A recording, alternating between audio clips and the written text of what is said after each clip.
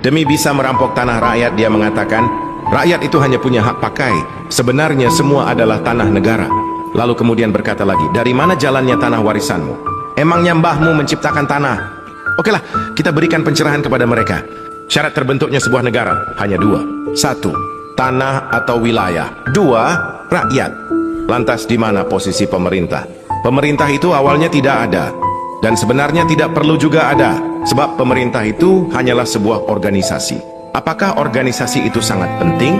Jawabannya tidak juga. Apakah ketika sebuah organisasi bubar, maka rakyat mati? Jawabannya jelas tidak. Lantas bagaimana tiba-tiba bisa ada organisasi di tengah-tengah rakyat?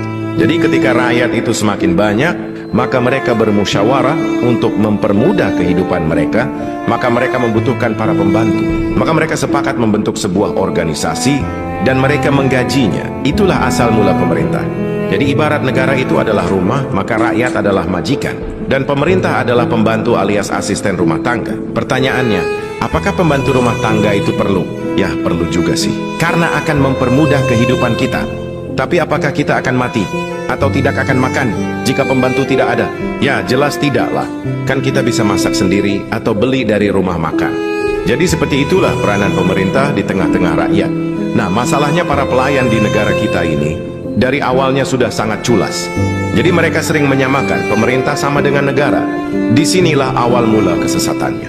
Sehingga mereka berpikir, berarti tanah negara adalah tanah pemerintah. Boom, hancur sudah kan? Mereka salah persepsi.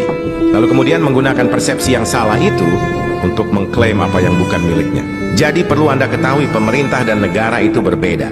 Oke, untuk meluruskan pemahaman mereka, kita akan pakai istilah Yunani. Sebab Yunani adalah pusat filosofi dunia, di mana hampir semua konstitusi negara-negara di dunia itu diadopsi dari filsafat Yunani.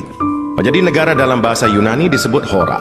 Hora artinya adalah tanah atau wilayah tempat tinggal manusia alias rakyat, kampung halaman atau negeri.